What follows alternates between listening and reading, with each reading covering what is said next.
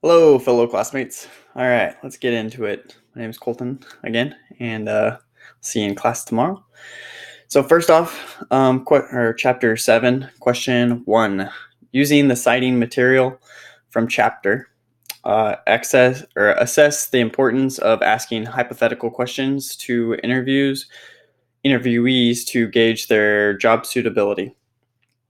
How do such questions differ from probing ones?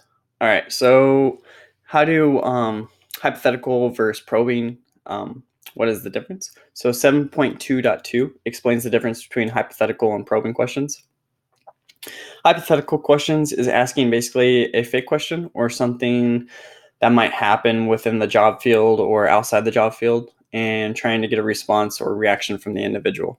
So you could ask them, just something that might happen in their current job field. Like, let's say we had a security breach within this database. That's just a hypothetical question that they can use or for the job. So that could be related to whether cybersecurity or any job. So probing is mainly to gain additional information. This can be like, please continue. That's aka a nudging probe from the book. You're asking an additional question because something wasn't clearly stated. So that is a clearinghouse probe. Or I would like to call it as a clarification probe because it clearly says, in it that would you please clarify what, your response.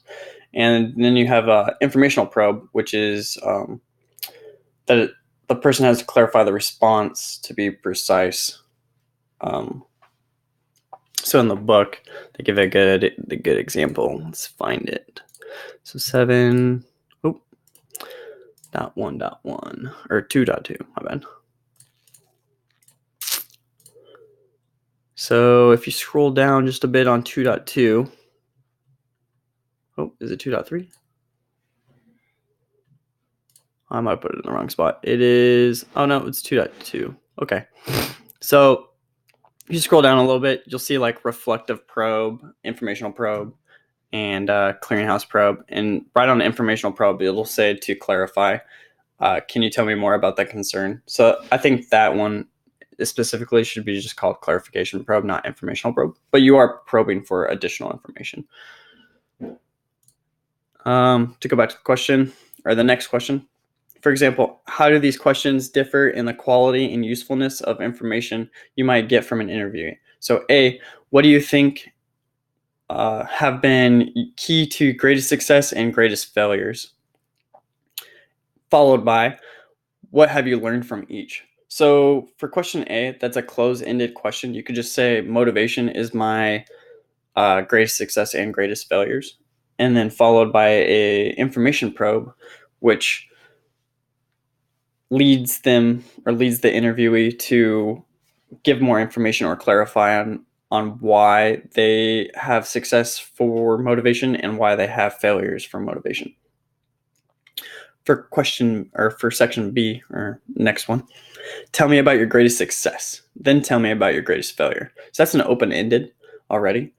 They're trying to get you to talk a lot about your greatest success and then a lot about greatest failure. And then they're going to follow it up by reflecting on each of them. What lesson did you learn from each? So that's a nudging probe. They just want additional information. There's not so much that it's not so much an informational probe. It sounds like an informational probe, but it's definitely just more of a nudging because you're going to give them a decent amount of response for your greatest success and your greatest failure. And then they're just going to want to know like why that was your greatest success and why that was your greatest failure. So question 4. Why are basic ethical principles important during the interview process? On 7.4, what are ethics? So ethics defined by the book on 7.4 is beliefs, values, and moral principles by which we determine what is right and wrong. So basically, this is important during an interview because you shouldn't lie during that information exchange between two individuals. You don't want a job that you can't do. I mean, they're going to find out sooner or later. So it's going to affect you negatively in the long run if you do lie. So you don't want to be doing that.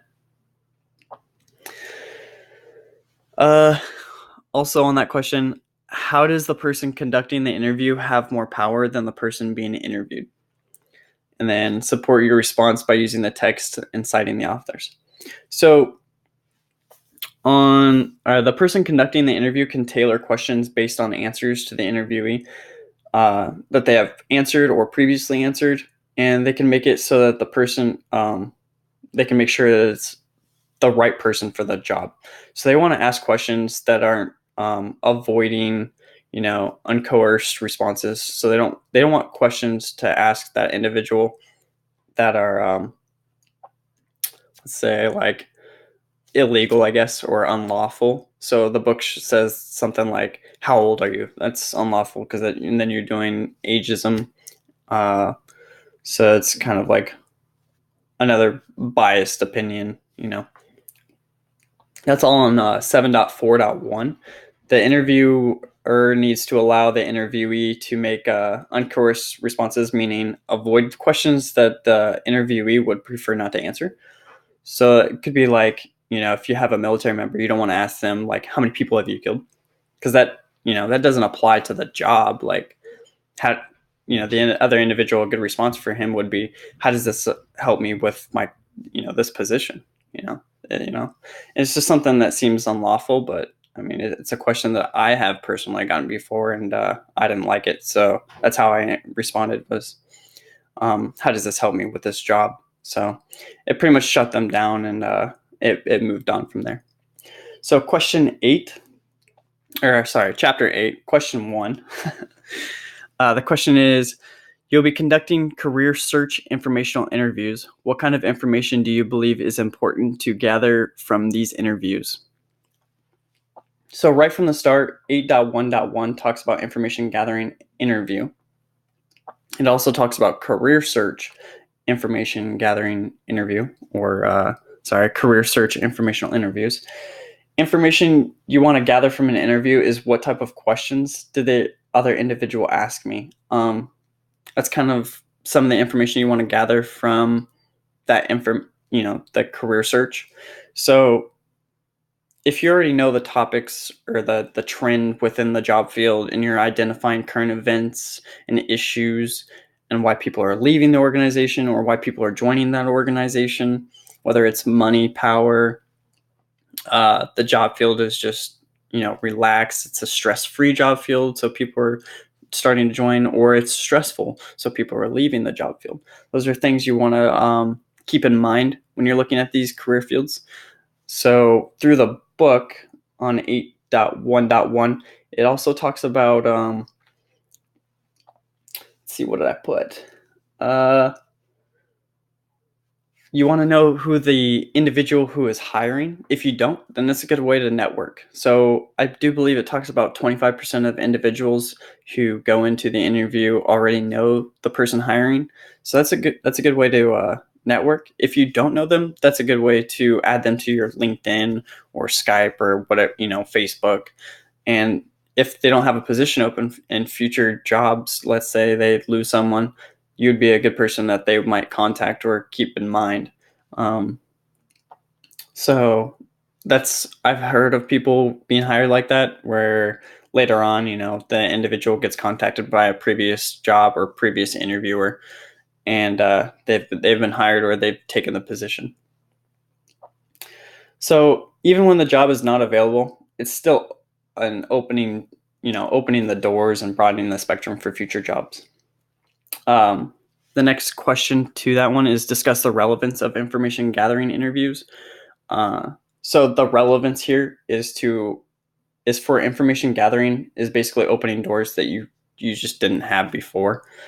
The career search informational interviews are to network and possibly add more people to your LinkedIn. Is basically what I'm breaking down.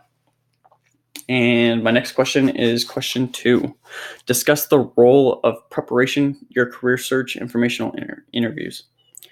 What steps should you take to prepare? What kind of information should you prepare? And how can these interviews be useful for you, or to and for you. So on 8.1.1 again, learning about current events, issues amongst the career field you are in search of.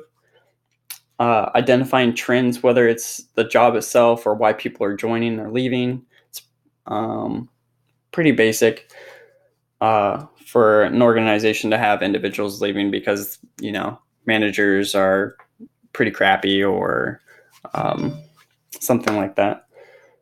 For cybersecurity, I would want to ask questions like, what is this organization doing about current security breaches within emails through PHP or Apache?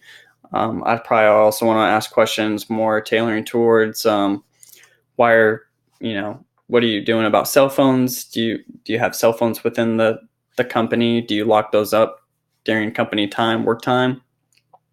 That also has a lot of stuff to do with cybersecurity right now, doing with like data breaches through phone or microphone listening and etc. So maybe they're working with secret, top secret, or just confidential information, and they don't want that information recorded. So cell phones would be maybe locked up during this job field or something. So another question could be like, why is turnover rate in this job field so large? Is something stressful within the workplace? So you ask them the first question, why are people leaving this organization? And then your second question or your nudging is something stressful, or it's just more informational probe. So, and that's all I have for this week.